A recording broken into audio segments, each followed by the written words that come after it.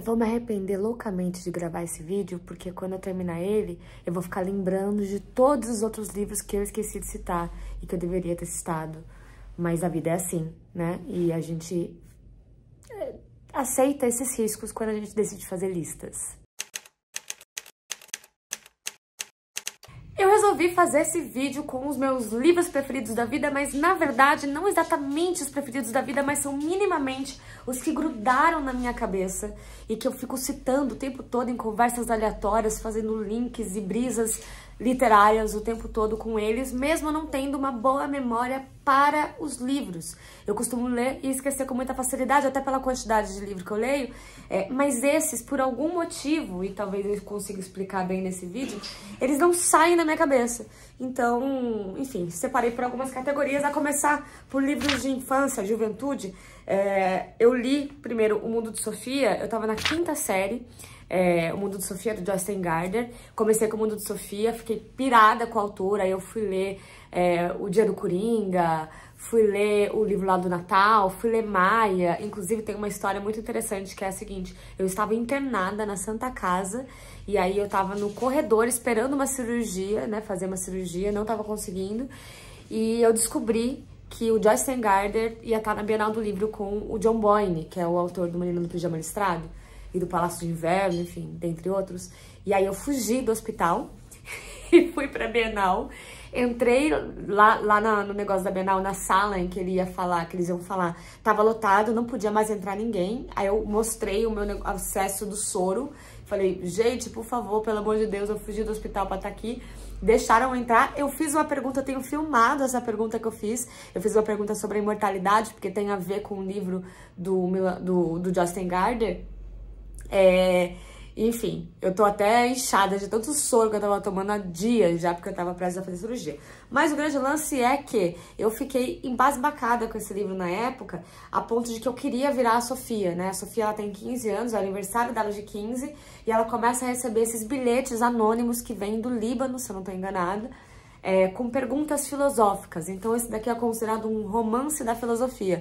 Claro, né? Para um público mais infantil. Não necessariamente cheio de coisas acadêmicas, né? Mas o interessante é que são perguntas sem resposta, perguntas que, mesmo com um calhamaço desse, né, a Sofia vai tentando achar as respostas disso e não consegue, porque, enfim, a filosofia, esse é o lance dela, né? Te fazer perguntar. Me lembro, inclusive, o último vídeo aqui do canal, que eu cito uma frase da Virginia Woolf, que ela fala, né, que os livros deveriam ser lidos como uma pergunta. Então é mais ou menos isso que a filosofia também faz com a gente. E aí, isso me leva ao segundo livro, que é Interlúdio. Quem me conhece desde a época do Cabine Literária sabe que esse foi um dos primeiros vídeos que eu fiz na internet sobre esse livro. Inclusive era uma outra edição dele que eu tenho até hoje, tá ali guardada, e é um livro que me enlouqueceu no vídeo, tá no ar, vou deixar aqui embaixo o link e tal, mas assim, dá pra ver que eu tô ensandecida. Eu lembro que eu lia e eu não conseguia parar, não conseguia conversar com as pessoas porque eu queria saber o que ia acontecer. E o Interlúdio conta a história de um menino americano que vai morar no sul. Acho que é em Pelotas que ele vai morar, eu lembro que é em algum lugar do sul, e aí ele precisa de um professor de português, né? Um professor que saiba falar inglês e que ensine ele a falar português. E ele é mórmon, assim como toda a sua família. Mórmon, que é uma religião, né? E que tem uma vertente bem doutrinista, né? Não sei se tem mormons assistindo aqui, mas, né, são regras muito específicas. Só que, o que acontece? Ele e o professor, que é o Lázaro, se apaixonam. O Lázaro se converte para mormon, para conseguir meio que continuar naquela família, continuar vendo, acho que é Dennis o protagonista. Tô tentando tirar da memória aqui o que eu lembro, mas assim, não importa os nomes dos personagens, mas sim a história, que é tão pesado que acaba que o Dennis sofre uma lobotomia, né? Aplica uma lobotomia dele, e a gente tem o resto do livro, uma boa parte do livro, com ele lobotomizado, ou seja, sem lembrar de nada que aconteceu com ele, desse relacionamento que ele teve com Lázaro e etc. E a gente tem o Lázaro também narrando uma parte do livro depois da lobotomia do Dennis. Então, assim, Pra mim é sensacional, era sensacional, foi uma história que me pegou, mas eu não tive coragem de reler. O Mundo de Sofia eu também não reli, mas eu queria muito. Agora, Interlúdio, eu não sei se eu seria capaz de reler, porque vai saber, é um livro ruim. Porém, me marcou, foi incrível, as pessoas me paravam na rua pra, assim, me xingarem, porque eu tinha feito elas enlouquecerem por conta desse livro. Depois, ele relançou nessa nova versão aqui, porque a editora que publicava, que nem existe mais, tinha censurado um capítulo inteiro. Então, ele lançou esse livro, relançou, né, com esse capítulo que faltava. Eu só tive coragem de reler o capítulo que faltava, mas mesmo assim, reli meio que assim, sabe? Porque já com medo, porque eu não sei. Faz muitos anos isso já, gente. Então, acabando a categoria de infância, juventude, O Mundo de Sofia e Interlúdio. Pois bem, vamos para os clássicos, né? Eu sou uma mega leitora de clássicos, amo clássicos, mas tem alguns clássicos que ficam na cabeça mais tempo. Então, eu vou começar pelo Niket, da Paulina Chiziane, que muito interessante porque eu li Niket antes dele entrar na lista do vestibular. Quem tinha me indicado foi a Ana Paula Chongani, que é uma youtuber, né? Ela também tem um negócio, ela é apresentadora, enfim. Ela tinha me indicado esse livro, e aí eu fui ler e nossa, fiquei embasbacada com ele. Agora ele na lista da FUVEST, etc. Todo mundo tem lido, mas Niket é uma história de poligamia, porque ele se passa em Moçambique, que é inclusive o lugar onde a autora nasceu, onde a Paulina Chiziane nasceu, que aliás eu a conheci, chorei quando eu a conheci. São poucas as vezes que eu fico emocionada quando conheço alguém, que eu sou tiete de pessoas, e eu sou muito tiete da Paulina Chiziane. E nessa história, a gente tem, então, esse relacionamento que a protagonista, ela tá num casamento poligâmico, mas ela não sabe. Só que na cultura poligâmica, é claro que é o homem que pode se relacionar poligamicamente, a mulher não pode. E a primeira esposa, ou seja, a primeira pessoa que o homem se casou, ela é meio que a abelha rainha. Então é ela quem tem que coordenar a agenda dos outros casamentos. E ela não quer dividir o marido dela, que é o Tony, com ninguém. E ela tampouco quer que ele seja poligâmico. Mas ela não tem voz, né? Ela acha que ela não consegue ser ouvida porque ela é uma mulher. E ela, indo conhecer, eu lembro nitidamente de cenas específicas. Tem uma cena que ela sai no pau com uma mulher do cara. Assim, mas que ela bate e as duas vão parar na delegacia. Só que assim, né, as duas são maltratadas porque no final das contas não é um crime, e a errada, né, para os policiais são as duas, as erradas são as duas. Então assim, inclusive ela vira uma vergonha para a família porque ela não está aceitando aquilo. É sensacional. E além de tudo, tem mulheres ali no meio que têm uma relação poligâmica, mesmo não sendo um homem, né? Mesmo sendo uma mulher. Então assumem mais de um casamento. Para mostrar também uma coisa, um ato heróico, enfim, todas as problemáticas disso. É muito legal esse livro, um clássico. Aí, claro, falando em mulheres incríveis que se eu tivesse conhecido eu teria infartado, e o Dailshi, que não tive a oportunidade de conhecer porque faleceu. Porém, eu fiquei muito em dúvida em qual livro que eu ia falar. Fiquei em dúvida em 3. Fiquei em dúvida em Fico Besta Quando Me Entendem, que é uma coletânea de entrevistas da Hilda, e eu lembro de cor alguns trechos das entrevistas dela desse livro. Tem uma, por exemplo, que ela fala: que direito tenho eu, enquanto escritora, de jogar uma teia no leitor e tirá-lo daquele lugar de ingenuidade. Essa frase me pega muito, sempre cito, assim, aleatoriamente, tipo, sabe, como diria a Hilda Ilch, numa entrevista que ela deu. Então, assim, eu amo esse livro. Outro livro que eu gosto muito é o Caderno Rosa, de Lori Lamp, que inclusive tem leitura conjunta aqui no canal. Fiz uma apostilinha e tudo para acompanhar a nossa leitura, que é um livro que me marcou muito, justamente porque ele é muito pesado, ele é muito difícil, que é a história de uma menina de 8 anos, se eu não tô enganada, que ela cria um diário contando sobre como ela vai se prostituir. Mas tem todo um negócio aí por trás, que eu não vou contar porque estraga a experiência. Mas é um livro, assim, muito pesado, muito difícil. E foi um tapa na cara que a Hilda Ilch deu, porque ela não era lida, então ela resolveu lançar pornografia. E é uma crítica dela ferrenha em cada linha daquele livro, assim, é demais. Só que eu decidi trazer a Obscena Senhora D, que inclusive eu ganhei de um fã aqui do canal, porque eu tenho as versões da Companhia das Letras, que tem agora a prosa toda junta, a poesia toda junta, né? Mas essa versão aqui da Globo Livros, que era onde era lançado antigamente, eu acho tão bonitinho, que são esses livrecos, assim, foi inclusive numa dessa que eu li. É que a Obscena Senhora D é a história dessa mulher que fica no vão de uma escada e ela faz, acho que são 190 perguntas. Até que chega um momento, e aí isso é a cena que eu sempre cito, né?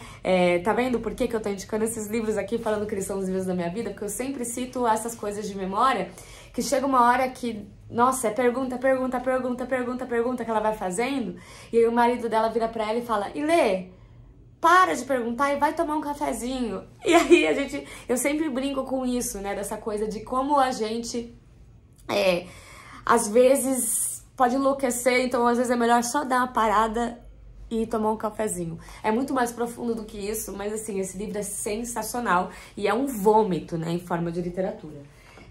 Outros clássicos que eu também fiquei em dúvida, não ia poder faltar Clarice Lispector, e eu fiquei em dúvida entre A Hora da Estrela, o clássico dos clássicos, né, o mais conhecido da Clarice, possivelmente, que é a cena que mais me marca nesse livro. Por que é que você me pede tanta aspirina? Não tô reclamando, embora isso custe dinheiro, é pra eu não me doer. Como que é? Hein? Você se dói? Eu me dou o tempo todo. Onde? Dentro. Não sei explicar. Clarice, cara. E nesse Água Viva, que é um livro muito difícil da Clarice, mas eu sempre cito, sempre tem vídeos sobre isso no canal, e eu cito isso em absolutamente toda roda de conversa que a gente começa a falar sobre produção literária feita por mulheres, produção artística feita por mulheres, eu cito a parte que a protagonista, ela tá falando com uma pessoa que a gente não sabe quem é, mas que é um homem, né? E ela é uma pintora.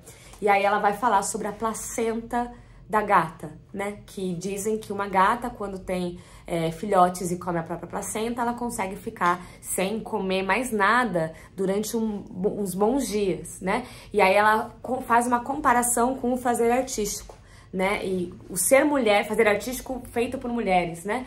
Sendo uma mulher, porque aí ela vira pra esse cara, que a gente não sabe quem é, e fala assim, eu não tô precisando de nada agora, né?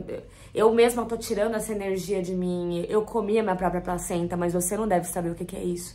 Esse poder que a gente tem que tirar da gente mesma, lá daquele lugar, às vezes, sabe? Então, fica em dúvida aí entre esses dois.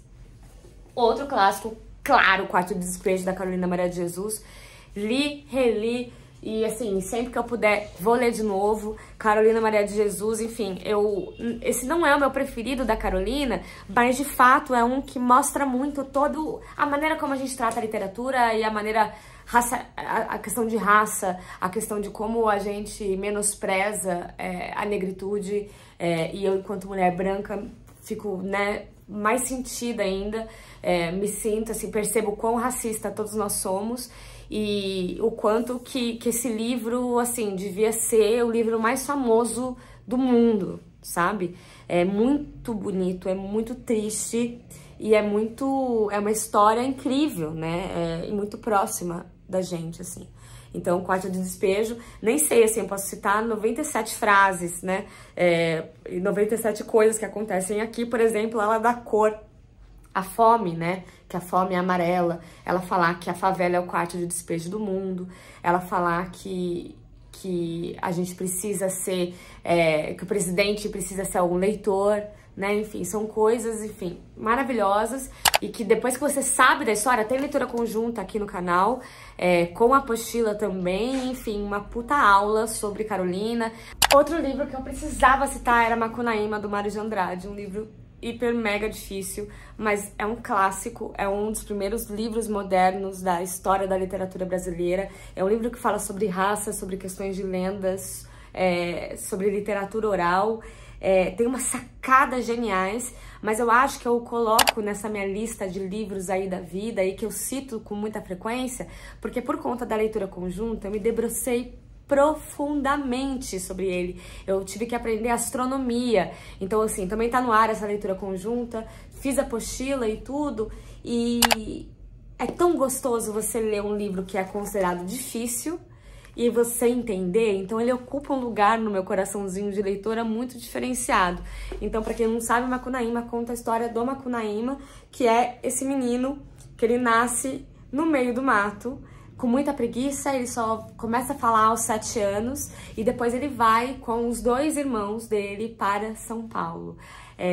E ele vai para São Paulo atrás do Muraictã, que é uma pedra que, enfim, era da esposa dele. Tem toda uma história aí por trás, tem todo um sentido.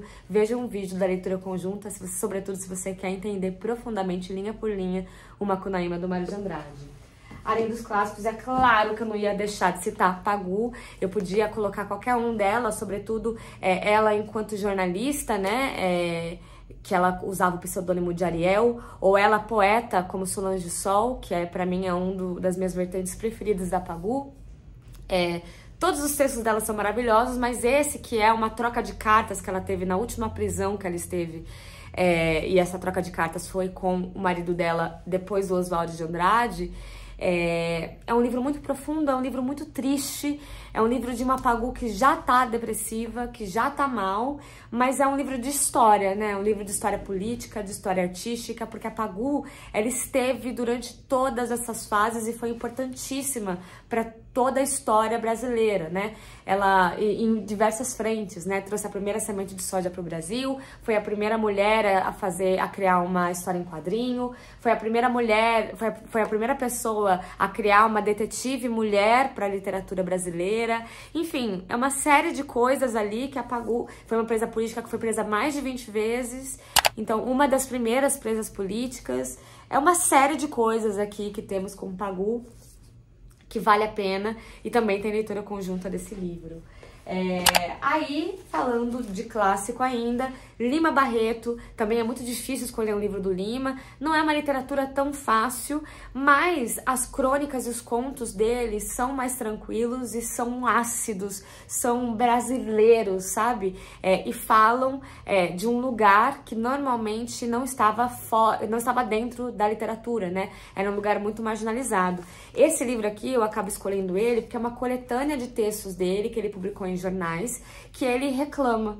É basicamente uma coletânea de textos de reclamação. Então ele reclama sobre o futebol, ele reclama sobre o jornal, ele reclama sobre a política, ele reclama sobre os vizinhos, ele reclama sobre tudo, e é maravilhoso. Ele fala, né? Nunca pararei de reclamar, enquanto eu estiver vivo eu continuarei reclamando.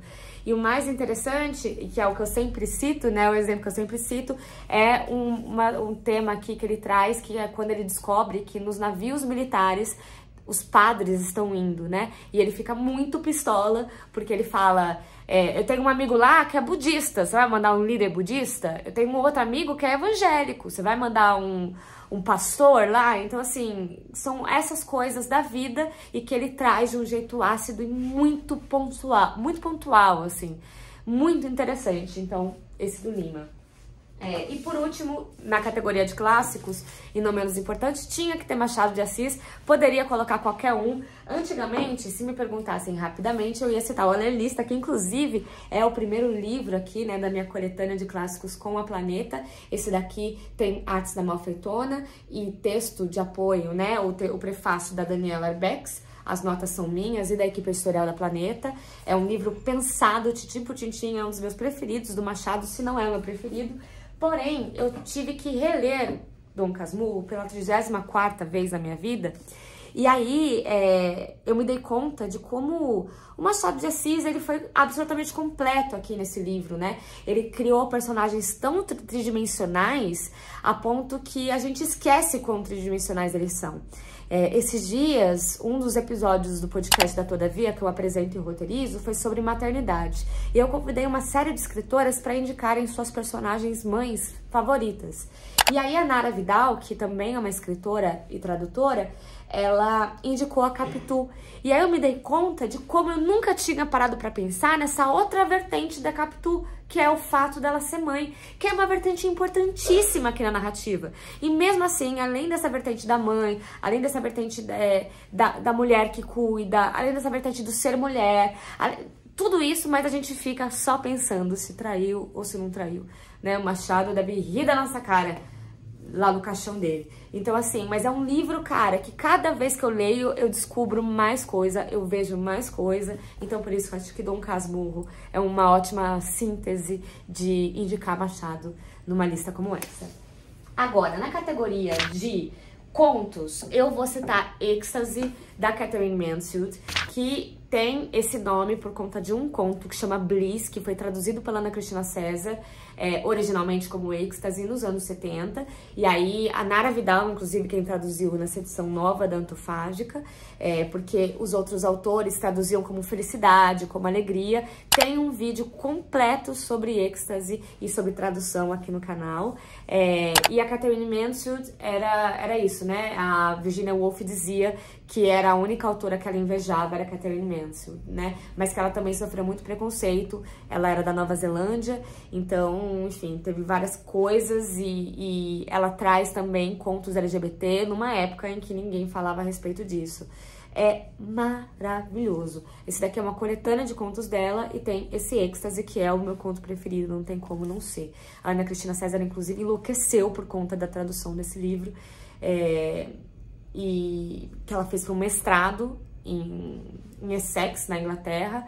Mas, enfim, eu falo mais sobre ele no vídeo, então tinha que ter de contos. Tem um outro livro que eu não tenho aqui porque eu emprestei, que chama Enfim, Imperatriz, que é de uma autora contemporânea, é lançado pela Patois, e ganhou o Jabuti de 2018 na categoria de contos. E eu sempre, toda vez cito um dos contos que eu nunca esqueço, que é a história de uma menina que ela fica tão puta da vida com o que tá acontecendo na vida dela, que ela resolve dar um castigo para uma imagem de Nossa Senhora que ela tem lá na casa dela. Então ele esconde a imagem da Nossa Senhora dentro, no vão do sofá, e deixa a Nossa Senhora de castigo. E é um conto que eu lembro que me marcou tanto, que eu sempre cito, inclusive citei ele esses dias no podcast. E é bom, né? Autores contemporâneos. Mas vamos agora para essa categoria de romances contemporâneos, que é a categoria que mais tem livro. Foi dificílimo de escolher e ainda vai faltar. Tenho certeza que quando eu acabar de editar esse vídeo, eu vou lembrar, nossa, tenho tal. Isso porque aqui no Clássicos eu não coloquei Graciliano Ramos, por exemplo, né?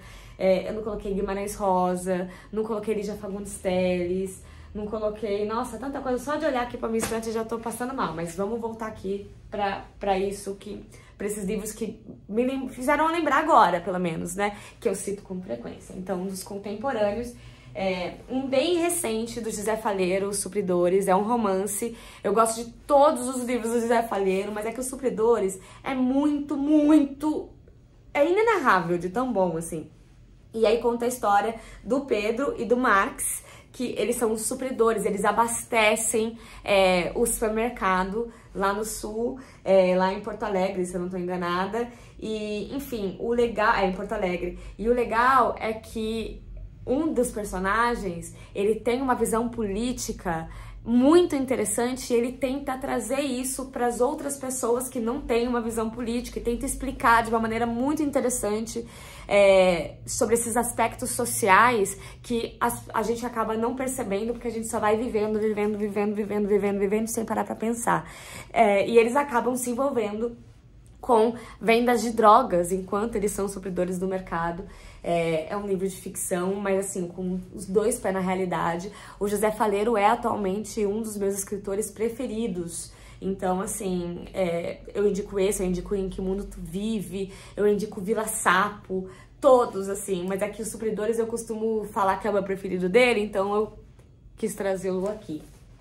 Outro autor, a minha autora preferida contemporânea é a Mariana Salomão Carrara, e aí eu fico muito em dúvida se eu gosto mais do Se Deus Me Chamar Não Vou, ou se eu gosto mais do Se Não Fossem as Sílabas de Sábado. O Se Deus Me Chamar Não Vou é a história dessa menina que ela tem como lição de casa, ela tem 11 anos, e ela tem como lição de casa escrever uma carta para um super-herói.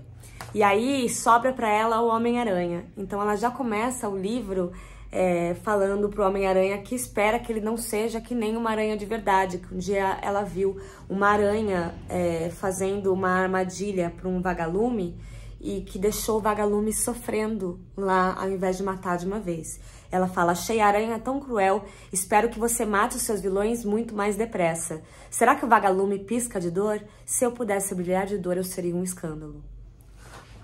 E tem esse nome porque ela fica junto na loja dos pais que vendem coisas para idosos, né? Uma loja de coisas para idosos. Toda vez que algum cliente idoso deixa de aparecer lá, deixa de ir para lá, eles perguntam: e o seu fulano, cadê, né? E aí a menina sempre escuta: Deus chamou, Deus levou. E aí ela fala que se Deus me chamar, não vou. Esse outro livro, Não Fossem as Sílabas de Sábado, é o penúltimo livro dela, que ela acabou de lançar né? Que aí é pela Todavia. E tem um dos momentos, um dos primeiros capítulos, primeiras páginas mais bonitas que eu já li na literatura, mais profundas, né? Então, que ela fala o seguinte: a primeira vez que reparei na Madalena foi na sala de espera do Instituto Médico Legal, e ela era inteira um desfiguramento. Uma mulher em ruínas, e eu quis saber se eu já estava aquilo também. Se em algumas horas já tinha me tornado aquele espantalho desencarnado e talhado, o rosto dobrado em vincos de uma dor que ia forçando as expressões de dentro para fora até que toda a cara era um grito travado. E por isso eu procurava nela uma boca escancarada que não vinha, uma boca aberta que justificasse o esgar de todo o resto, mas a boca imóvel, quase pacífica, e eu de novo quis saber se eu já estava assim. Mas não, meu rosto ainda nem tinha percebido de vez a minha calamidade. Madalena tinha começado a doer muito antes. Ai, sério. E ela só faz livro pra gente sofrer, entendeu? A gente sofre demais. E aí, de fato, eu sempre cito esse primeiro capítulo, esse primeiro trecho da boca escancarada, uma coisa de louco. Sempre cito. Vamos comprar um poeta, do Afonso Cruz, que também li há pouquíssimo tempo. Li no final do ano passado, em 2023. E é uma coisa de louco, de linda, né? Que é a história de pessoas que compram essas espécies de robôs ali, né, que tem uma função específica dentro de casa. E aí a menina, a protagonista desse livro, resolve que ela quer comprar um poeta. E os pais, enfim, todo mundo fica meio que sem entender o porquê ela queria comprar um poeta, porque um poeta não tem utilidade, entre aspas, né, pelo menos não uma utilidade de cara. E é graças ao poeta que ela consegue ver na janela o mar. Então, assim, são várias coisas. É um livreco piquitiquinho, mas assim, também, ó, Afonso Cruz virou um dos meus autores preferidos por conta desse livro e por conta de outros. Um livro que não tem aqui, aproveitar que eu anotei no post-it, é um livro que também me marcou muito, que é o Charada, de Jhumpa Lahiri, e que conta a história de uma família imigrante da Índia que vai morar nos Estados Unidos. E uma das primeiras cenas é eles no hospital, né? A mulher tendo o filho, né? E aí eles descobrem que eles não vão poder seguir culturalmente com a maneira como a Índia costuma seguir, que é quem dá nome ao bebê é sempre uma avó ou, enfim, alguém da família. E eles tinham que mandar carta para avisar que o bebê tinha nascido para, então, o bebê ser nomeado, porque senão é uma má sorte que vai dar para aquela criança, se isso não for feito. Só que nos Estados Unidos, você não pode sair do hospital com a criança sem o registro.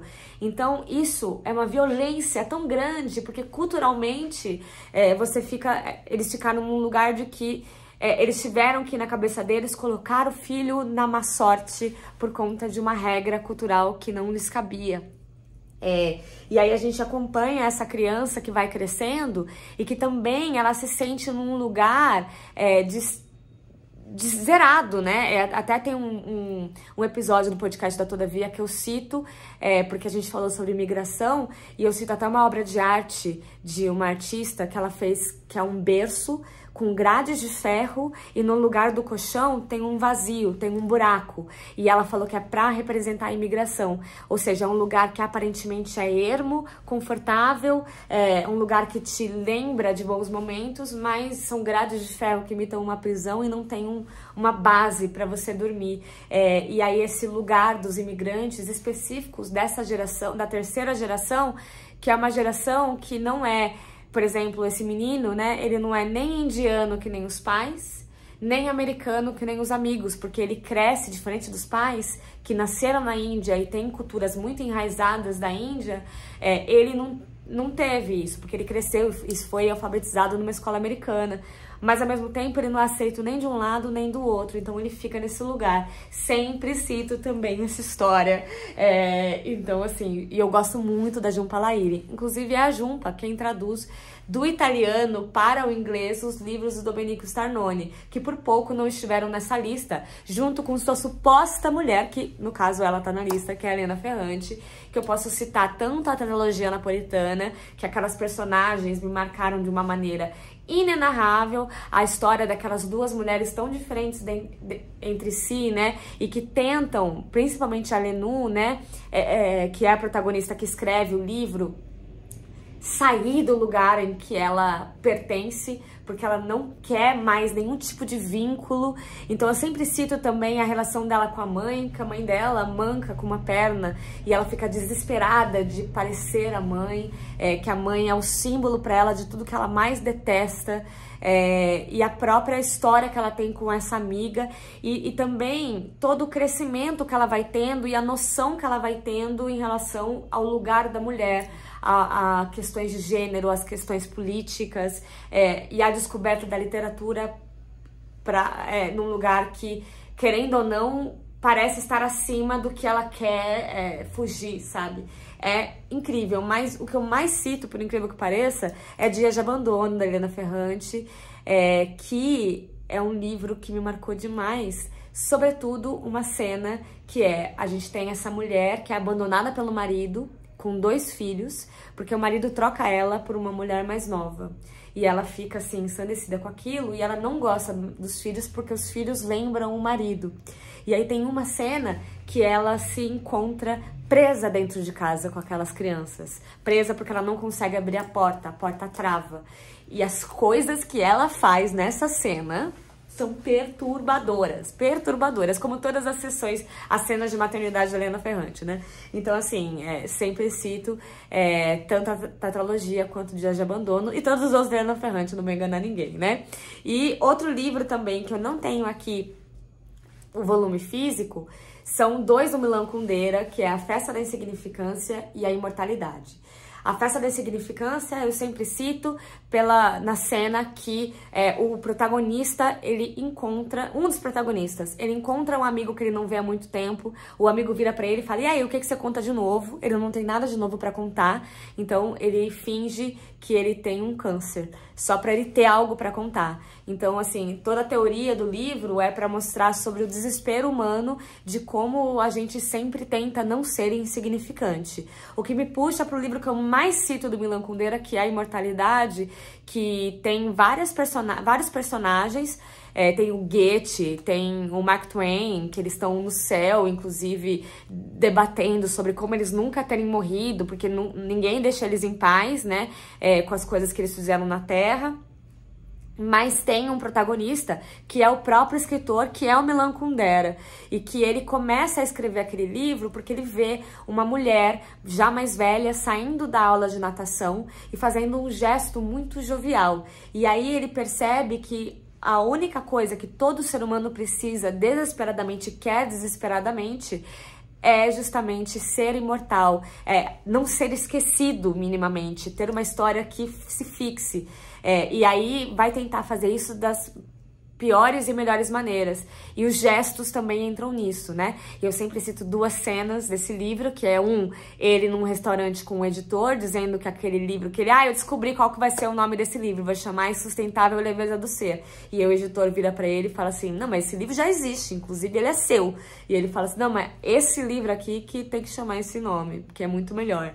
E de fato, é muito melhor do que A Insustentável Leveza do Ser. E a outra cena que eu sempre cito é que ele deixa um questionamento e que eu faço sempre com os meus amigos, sobretudo se eu tô assim numa roda de amigos queridos e próximos, eu faço essa pergunta, que é: o que você preferiria? Pensa aí numa pessoa que é seu sonho ficar, tá? Seu sonho é dar uns beijos na boca ou outras coisas mais. O que você prefere? Sair de mão dada com essa pessoa pela sua cidade natal, mas você não pode fazer nada com ela, você não pode beijar, você não pode fazer sexo, não pode fazer nada, nada, nada. Você só vai sair de mão dada com ela pela cidade, com ele, enfim. Ou você prefere fazer sexo, beijar, fazer o que você quiser, né, junto com a pessoa, mas você não pode contar pra ninguém, assim, não é seu melhor amigo, pra ninguém pode saber, é uma coisa que só você, senão, sei lá, você morre se você contar pra alguém. Então, o que você prefere? É uma pergunta que vale R$1 milhão e que eu, inclusive, concordo com a resposta do Milan Kundera pra isso, que normalmente as pessoas dizem o contrário. Mas enfim, respondam aí no comentário o que vocês preferem, por gentileza. Tem vídeo também, mas não é aqui no canal. É no Balologia que eu fiz o vídeo, a resenha desse vídeo, desse livro. Outro também que eu não tenho aqui a edição, mas tem vídeo, que eu já emprestei o livro, tá com a Lili Prata, é Peitos e Ovos, né? Que foi o livro que desgraçou minha cabeça o ano passado, continua desgraçando, é um dos meus livros preferidos, assim. Esse eu consigo falar que tá no meu top 5 livros da vida. É um livro, é uma literatura japonesa, então louquinho, né? Como toda literatura japonesa. E o que mais me pega desse livro, tirando a cena dos ovos, quem leu saberá, né? Leiam, pelo amor de Deus, esse livro. Mas é uma cena sobre a questão da maternidade, né? Porque a protagonista encontra um grupo de pessoas que foram feitos a partir da proveta, né? Que foram inseminados artificialmente para nascerem, por qualquer que sejam as questões. Cada um tem, né? A mãe não podia engravidar, era um relacionamento homoafetivo, enfim, vários motivos e tal. E esse grupo, que é um grupo que existe de verdade, é um grupo que reclama o próprio nascimento porque eles não pediram para nascer. Então, é muito interessante, é uma discussão muito profunda, muito, assim, difícil até opinar a respeito, e é incrível. Vejam o meu vídeo a respeito, vou deixar o link aqui embaixo. Agora, pra finalizar aqui, senão eu vou ficar pra sempre, Ana Paula Maia, com Enterre Seus Mortos. Na verdade, nem era esse. O que eu queria é que eu não tenho aqui a edição física, que é Entre Rinhas de Porcos e Cachorros Abatidos, que é um livro que quando eu li, eu vomitei. Então, do verbo vomitar, não é exagero, não é modo de dizer. Eu fiquei, eu vomitei. Não, eu vomitei. É sobre isso. É isso que eu tenho que falar. Por que me marcou tanto um livro que você vomita? Pensa bem, né? A profundidade do livro. Conceição Evaristo, não sei citar um livro só, mas talvez o Ponciá Vicêncio seja um que tenha me marcado muito, porque fala sobre uma questão de identidade muito forte e uma questão também de que a partir do momento que eles aprendem a ler e escrever, tudo muda na vida deles, sabe? E tem aqui também aquela cena, aqui ou é no Becos da Memória, que é os sonhos dão pro jantar, dão pro almoço, nunca pro jantar. Que também é muito, muito demais, cara. Enfim, todos os livros da Conceição Evaristo, leiam qualquer um dela, porque, enfim, é maravilhoso. Luanda, Lisboa e Paraíso, da Djamila Pereira de Almeida, é um livro que me marcou profundamente, conta a história do Aquiles e da família do Aquiles. Eles mudam, né, de Luanda, eles mudam para Lisboa, para um lugarzinho no Cafundó do Judas, lá de Lisboa, para fazer um tratamento, porque o Aquiles tem um problema no calcanhar, né, esse personagem. Mas eles ficam lá perdidos, esquecidos pela sociedade, esquecidos em si mesmos. É um livro muito triste, cara, é um livro muito difícil nesse sentido de tristeza. E a cena que eu sempre cito desse livro é justamente uma cena que as coisas começam a incendiar, né? A casa que eles moram incendeia e aí ela vai colocando, a autora, substantivo por substantivo que vai queimando, palavra por palavra. E aí uma hora, acontece um incêndio, né, em uma das casas e eles encontram papéis. Aí olha que bonito isso, né? Eles encontram papéis meio que rasgados, assim, né, queimados, e aí eles começam a ler sabonetes, bolo rei, colírio, Barbosa da Cunha, lia-se em papéis queimados, nos quais haviam ardido as preposições, os adjetivos e os artigos, restando apenas o que era substantivo. E, então, né, desistiram de tentar abrir caixas empenadas porque estava tudo morto. E aí, gramaticalmente, se a gente for analisar, percebam, né, sumiu as preposições, sumiram os adjetivos e sumiram os artigos, só restou o substantivo. O que é substantivo? É o que dá nome a algo, né? Então só restou o nome das coisas. Sabonete, bala, bolo, né? Então, até as coisas inanimadas da casa tentaram pertencer enquanto foram queimadas. Uma Noite em Markovitch, que é o livro da Ayelet Gundar Goshen, que é de Israel, uma autora israelense. E aqui conta a história de dois homens que atravessam o mar para se casar, porque assim eles vão conseguir sobreviver através da imigração e do casamento. Um desses homens é um homem sem nenhuma personalidade. Ele é morno, inclusive essa é a maior característica dele, ele ser morno. E mesmo esse homem que é tão morno e que leva a vida no banho-maria, ele acaba se apaixonando perdidamente por essa mulher que ele vai se casar só no papel para ser salvo.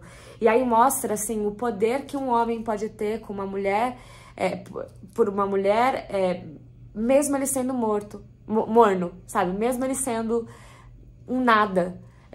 O desastre que ele pode causar na vida de uma mulher só por ser homem. Esse livro é animal. E por último, e não menos importante, Zambra, que é o meu escritor latino-americano preferido da atualidade, que eu indico sempre o bonsai, né, que era uma coisa muito distante da nossa realidade. Isso hoje em dia eu acho que tá mais comum, mas que ele já começa o livro, a primeira frase do livro, no final ela morre e ele fica sozinho. Então você, a partir daí, você tem que pensar, no final ela morre e ele fica sozinho. É exatamente isso, eu consegui citar de cabeça exatamente o que tá escrito, não sei nem ler. Então assim, é exatamente o que eu sempre cito de como ele converte a literatura e usa uma narrativa muito diferente do que a gente está acostumado.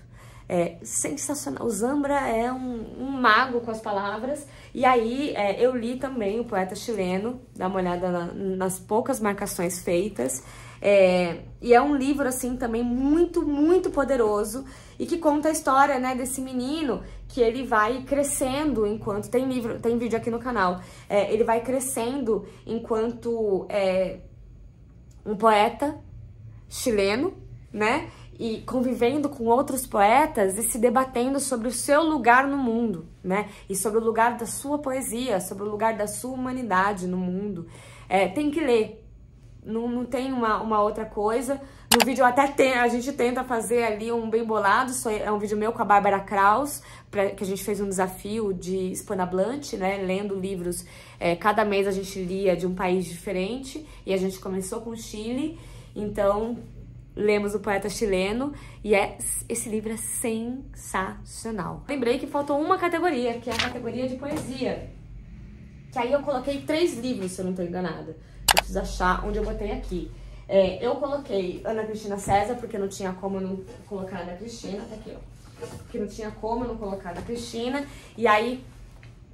coloquei esse daqui, que é Um Beijo que Tivesse um Blue, que pra mim é a melhor coletânea das poesias dela. Tem todas as poesias que eu mais gosto da Ana Cristina. Então, vou ler só o da quarta capa. Este livro, meu filho, não é automatismo, juro, é jazz no coração. É prosa que dá prêmio, um tia for two total, tilintar de verdade que você seduz. Charmeou o volante pela pista toda, enfia a carapuça e cante, por açúcar branco e blue. Tem um vídeo aqui, tem vários vídeos sobre a Ana Cristina. Ana Cristina, também por questões familiares, é a poeta que eu mais sei poesias de cor, eu sei várias poesias dela de cor. Tem uma dela que eu amo, tá aqui também, que é Tantos Poemas que Perdi, Tantos que eu ouvi de graça pelo telefone. Tá aí, eu fiz de tudo pra você gostar.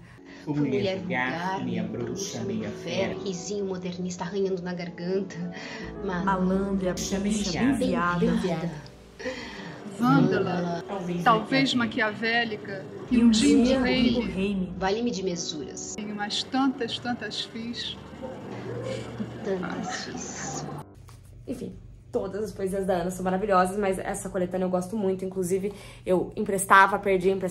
Essa daqui eu falei, eu não empresto nunca mais na minha vida, porque é muito difícil encontrar. Mas se tiver na estante virtual, vou deixar aqui embaixo. Mas lembrando, né, que o Poética, lançado pela Companhia das Letras, tem todas que estão aqui também. Aqui essa coletânea eu gosto mais.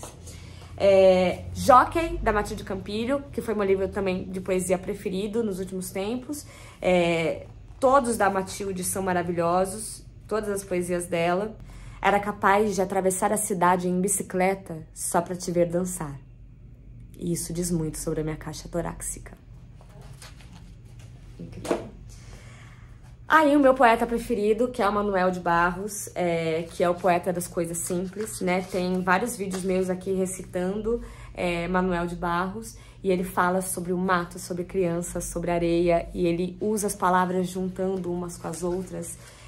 Então, é maravilhoso. O primeiro poema desse caderninho aqui, né, que é de uma coleção que eu tenho, ele fala: eu queria usar palavras de ave para escrever. Onde a gente morava era um lugar imensamente e sem nomeação. Ali a gente brincava de brincar com palavras. Tipo assim, hoje eu vi uma formiga ajoelhada na pedra. A mãe que ouvira a brincadeira falou: já vem você com suas visões, porque formigas nem têm joelhos joelháveis e nem há pedras de sacristias por aqui. Isso é traquinagem da sua imaginação. O menino tinha no olhar um silêncio de chão e na sua voz uma candura de fontes. O pai achava que a gente queria desver o mundo para encontrar nas palavras nossas coisas de ver assim. Eu vi a manhã pousada sobre as margens do rio, do mesmo modo que uma garça aberta na solidão de uma pedra. É maravilhoso. Tem um que chama Enseada, que ele fala: quando menino, eu gostava do rio que cruzava, que fazia S na casa. Um dia me disseram que o nome disso era Enseada. Acho que o nome empobreceu a imagem. São coisas que eu fico citando por aí, porque me marcam, né? E por último, Alarido, do Bruno Molineiro, que tem um poema que enfim, eu nunca mais esqueci na minha vida, que é a história de uma mãe que tá rezando pra Nossa Senhora Aparecida, né? Então, eu sei uma parte de cor, é um poema bem grande, não vou ler todos pra vocês, mas vou finalizar o vídeo com ele, que ela fala assim: ai, minha Nossa Senhora, dá licença pra dizer que morro com a falta que ele me faz. Desculpe incomodar assim tão tarde, ainda mais eu que nunca falei com a senhora e nem sei a hora que os santos costumam dormir. Mas não tenho mais ninguém, Ave Maria, para costurar esse pedaço de peito que anda faltando. Talvez a senhora até já saiba do meu problema, pois não consigo parar de agarrar o travesseiro emaranhando meus cabelos, na lembrança dele que não sai de perto de mim. Já fiz de tudo, mas dói muito fechar os olhos e vê-lo sempre na sombra, engatinhando, cheia de graça, o Senhor é convosco. E cheguei ao ponto de não poder levantar no meio da madrugada para pegar um simples copo d'água na cozinha, por causa desse peso nas costas, como se me seguissem 24 horas por dia. Bendita sois vós entre as mulheres, me ajuda, por favor, a estancar o soluço de saudade, do abraço e do cheiro risonho da pele dele, que não vi, mas vaza e só seca já dia alto. Não me arrependo da verdade, faria tudo de novo, e quando dizem que não tínhamos nem temos condições para criar um menino, sei que seria menino, até sonhei com isso, concordo. Pra ser sincera, nem sei bem dizer o que sinto, é um buraco que não existia antes e que agora não vai mais embora. Bendito é o fruto. Por isso acho que se a senhora pode me entender e me ajudar, afinal, somos Marias. E dizem por aí que também tiraram a sua criança antes do tempo, assim como arrancaram o meu. Ou arranquei, não importa mais. Não que queira colocá-lo de volta ali dentro, mas ele levou uma parte de mim que eu nem sabia que pudesse existir. Só que agora já sei. E te pergunto, o que faço do nosso ventre Jesus? Essa poesia, sério, é uma parada. É muito sinistra, é muito sinistra. E aí eu lembrei de um livro que eu não tinha colocado aqui na nossa lista, que é Uma Chamba, da Gisele Mirabai, que a protagonista, ela vai até Jerusalém pra ver se ela encontra a casa da Maria, pra perguntar por que ela deixou o filho dela morrer daquele jeito.